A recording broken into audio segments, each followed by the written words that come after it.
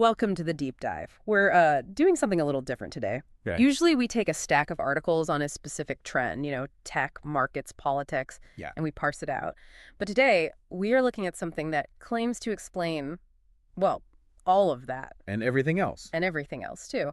We're synthesizing the work of cultural anthropologist Ernest Becker, specifically his 1973 Pulitzer winner, The Denial of Death, and his follow-up, Escape from Evil. It's a massive topic. I mean, Becker isn't just analyzing one little slice of humanity. He's trying to build a theory of everything for human behavior. A weary of everything. Yeah, he wants to know why we build cathedrals, why we hoard money, why we write poetry, and ultimately why we slaughter each other in wars. And the answer he lands on is heavy. It's not about resources. It's not really about sex like Freud might have said. No, it's about terror. Pure existential terror. Exactly. Becker argues that the root of all human motivation is our fear of death, or Right. maybe more accurately, our desperate, lifelong attempt to deny we're going to die. And to get into this, we have to start with the central metaphor of the book. It's jarring. I actually had to read it twice. Becker says the human condition is a paradox, that man is literally a god with an anus. It's the kind of phrase that sticks with you, isn't it? He definitely is. But he's not trying to be vulgar just for the sake of it. He's identifying what he sees as a structural flaw in being human. We're a duality. Walk me through that, because God and anus aren't usually in the same sentence. Okay, so think about your mind for a second. The God part that refers to our symbolic self. We have an imagination. Right. We can close our eyes and contemplate the edge of the universe, or understand quantum mechanics, or even just conceive of eternity.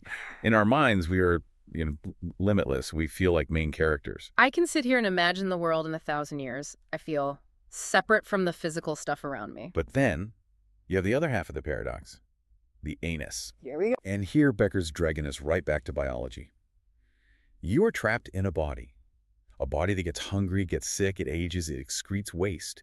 It's a body that is, at the end of the day, indistinguishable from the body of a dog in terms of its fate. It's going to decay and disappear. It's destined to.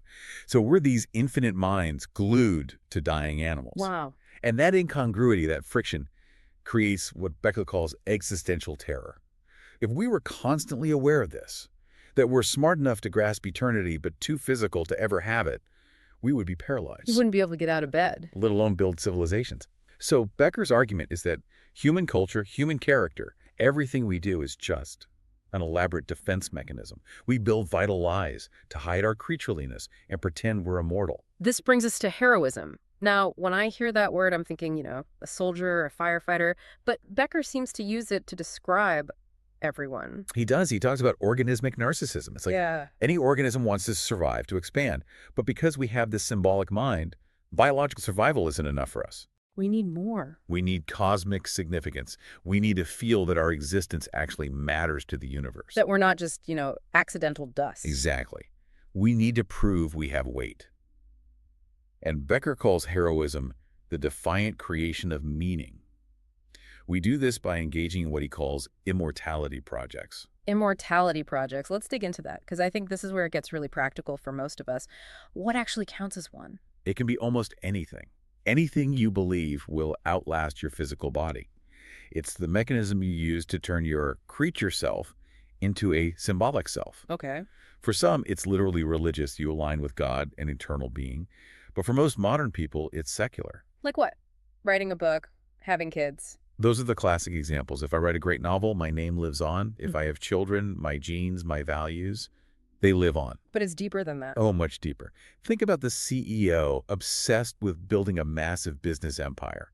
Becker would say they aren't just greedy. They're stacking up money because money is a symbol of power, and power feels like the opposite of death. So the billionaire isn't just trying to buy a yacht. He's trying to build a fortress against the fact he's going to die just like everybody else. Yes. Money is frozen life force. If I have enough of it, I feel invulnerable. I feel substantial. If I lose it all, I don't just lose my comfort. I lose my shield against mortality. I become just a body again. And that's why people jump out of windows when the stock market crashes. They haven't just lost cash, they've lost their immortality. That puts a very different spin on the whole midlife crisis thing. It's not about the sports car. No, it's about the project faltering. You're realizing the armor has cracks, which leads right into Becker's view of personality itself. He calls our character armor Armor against what? against the panic of the void. Think about a child. A young child eventually realizes they're small, vulnerable, powerless in this giant, chaotic world. That is terrifying. I can imagine. So, to feel safe, they borrow power. First, from their parents. If I am good, if I follow the rules, the big, powerful giants will protect me. Okay, that makes sense for a toddler. But we grow out of that. Or do we? Becker would say we don't. We just transfer that allegiance to society. We learn the cultural rules. We learn that if we get the degree, get the job, mow the lawn, and act polite, we are good people. We're safe. We're part of the system that works. Exactly. So being a normal, well-adjusted person is actually just a shared hallucination. A collective neurosis. That's his term for it. Yeah. Normality is just the vital lie we all agree on. We pay a ransom to the truth by narrowing our perception, living in a cage of illusions so we don't have to look at the terror of our situation. It sounds like he's saying we're all basically sleepwalking because waking up is just too scary. That is the core of the thesis. And the most visceral example of this is where the anus metaphor comes roaring back, is our reaction to our own biology. Anality. I have to admit, when I saw that in the notes, I thought, is this really necessary? It feels a bit Freudian. It is, but Becker takes it in a totally different direction. He asks a simple question. Why are humans so profoundly disgusted by excretion? Why is it the ultimate taboo? It's not just about hygiene. Because it's gross. But why is it gross? Becker argues it's because it is the ultimate, undeniable reminder of our creatureliness. It's the one daily act you cannot intellectualize. It proves beyond a doubt that you are a tube, an organism that tears apart other life, processes it, and expels waste. It ties you to the dirt. It pierces the bubble. You could be contemplating the theory of relativity, but if you get the stomach flu, you are just an animal again. And we hate that. We hate it so much we build our entire civilization around hiding it.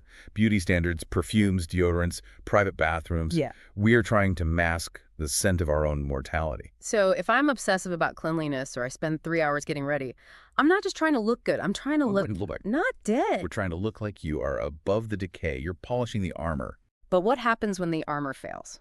Because it has to, eventually. We get sick, we lose jobs, we get divorced. The Immortality Project collapses. This is where Becker provides a radical redefinition of mental illness. He sees psychopathology as, essentially, failed heroism. When the stories we tell ourselves stop working, the terror rushes back in. So let's look at depression through that lens. Usually we think of it as, a chemical imbalance or a distortion of reality. Becker suggests the depressed person might actually be seeing too much truth. Too much truth. The depressed person has lost their illusions. They see themselves as they biologically are. Small, finite, helpless, decaying. They can't buy into the game of society anymore. The job title feels like a joke, not a shield. They're bogged down in that biological reality. Yes, unable to float in the symbolic world where meaning lives. It's dark. It's like they've seen the code of the Matrix and they just can't unsee it. And then you have the opposite extreme, schizophrenia. Right. In Becker's view, if the depressed person is stuck in the body, the schizophrenic person has fled into the mind entirely. They deny physical reality so aggressively that they snap the tether. They live in a world of pure symbol, pure fantasy. A world where they are often the center of a cosmic drama. Napoleon, Jesus, a secret agent. They become a pure hero in their own head because the real world is just too dangerous. But there has to be a middle ground, right, between this depressed realism and a complete delusional fantasy. There is. Becker points to the artist. He draws on Otto Rank here and argues the creative type takes that existential fear and channels it. They don't deny the terror, they mold it into something outside themselves. A painting, a song. A building. They achieve what he calls social transcendence. They leave a mark that other people value, which anchors them in the world without requiring blind obedience to the normal script. That sounds lovely, but let's be honest, most of us aren't Michelangelo. And this brings us to the darker side of it all. Becker's second book, Escape from Evil.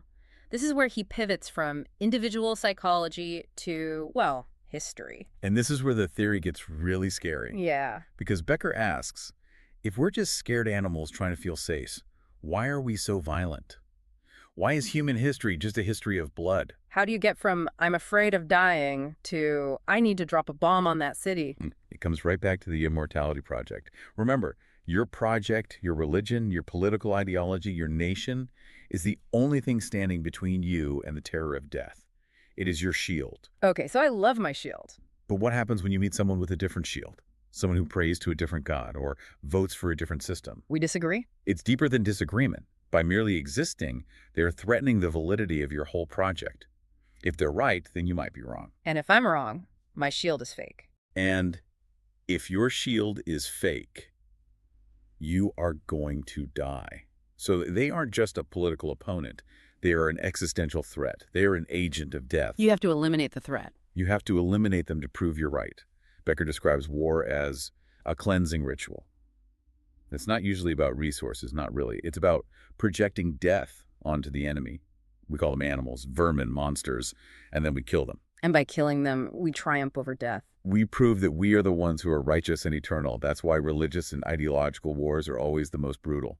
You can negotiate over land. You can't negotiate over who has the keys to eternity. We kill to convince ourselves that we're not the ones who die. Exactly. Now, I can hear the skeptics. This sounds like incredible philosophy, but it's very abstract. Is there any science to back this up? Or is this just one guy's theory from the 70s? This is the most fascinating part. In the 1980s, a group of social psychologists took Becker's work and said, if this is true, we should be able to test it in a lab. And they developed terror management theory, TMT. How do you test existential dread in a lab? You use something called mortality salience. They divide people into two groups. The control group writes about something unpleasant but, mundane, like dental pain. Okay. The test group is asked to write in detail about what they think will happen to their physical body when they die. Describe your own decomposition. Fun. Right. Then they have these people perform a task that seems totally unrelated. For example, in one famous study, they had participants act as judges setting bail for a woman arrested for prostitution. What does that have to do with death? Nothing, directly. But it violates the standard cultural moral code. It's a violation of the cultural worldview. So what happened? The control group, the ones thinking about toothaches, set the bail at a standard rate, say $50. The group that had been reminded of their own death. Let me guess, higher. They set the bail at $455. Almost 10 times higher. Whoa. So just thinking about death made them become harsh moralists. Across hundreds of studies, the results are consistent. When you trigger mortality salience, people statistically become more nationalistic, more prejudiced against outsiders, and more aggressive in defending their own worldview. They cling to their shield tighter. It explains so much. It explains the appeal of authoritarian leaders during times of crisis. When people are afraid, terror attacks, pandemics, economic collapse, they don't want nuance. They want a big father figure who promises to crush the enemy and restore order. So the more anxious a population is about mortality, the more they will vote for strongmen. TMT would absolutely predict that. Bringing this into today, 2026, we aren't just dealing with wars, we're dealing with tech that promises literal immortality. The sources talk about the digital afterlife industry. This is the ultimate immortality project for the Silicon Valley age, isn't it? It seems like it. We're seeing companies use AI to ingest a person's emails, their texts, their voice data, to create an interactive avatar that persists after they die. It's Black Mirror made real. You can chat with your dead grandfather. Becker would look at this and just see pure, unadulterated denial. It is an attempt to sanitize death completely, to replace the messy, smelly, inefficient biological body with clean, immortal code.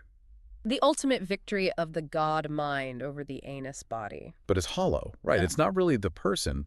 It's a chatbot wearing their face, a simulation. A very seductive illusion, though. On the flip side, we have what the notes call the anti-hero. We see a lot of young people today who seem to be rejecting the traditional immortality projects. Yeah, they aren't buying houses, not climbing the corporate ladder, not even having kids. Why? Well, this is the crisis of our time. The traditional hero systems, the American dream, the promise that if you work hard, you'll be secure, you're breaking down. They don't feel real anymore. So you have a generation looking at the vital lies of their parents and saying, this is bullshit. But if you strip away the lie, what's left? And that's the danger. If you tear down the armor but don't replace it with anything, you're just left in a vacuum. You get cynicism, nihilism, the anti-hero who mocks everything but stands for nothing. That's a painful place to live. You're exposed to the anxiety without the shield. It really is. So, where does that leave us? I mean, we've painted a picture of humanity as terrified animals building empires out of fear, killing anyone who threatens our delusions, and now trying to upload our souls to the cloud. It's bleak. It is bleak. Did Becker offer a way out? He didn't offer a cure because death isn't a disease you can cure, but he did offer a path. He called it practicing dying. That sounds like giving up. It's the opposite. It's about courage.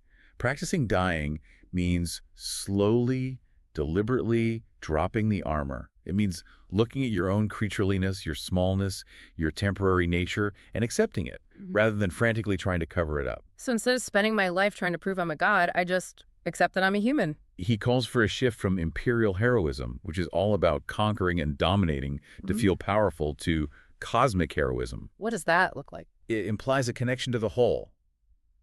If I can accept that I am terrified, and I look at you and realize you are terrified too, that your anger and your politics and your weird habits are just your way of dealing with that same fear, Then maybe I don't have to hate you. I can have compassion for you. It humbles us. We're all in the same sinking boat. We are all gods with anuses. If we can laugh at that and accept it, we might just stop burning down the world to prove we're immortal. That is the challenge, isn't it? To live without the anesthesia. It's the hardest thing a human can do. But Becker thinks it's the only way to break the cycle. I want to leave everyone with a question to chew on. It's something that really struck me while reading Escape from Evil. If we could truly deeply accept that we are just temporary animals, would we stop trying to destroy each other to prove we are gods? That is the question. Thanks for diving deep with us. We'll see you next time.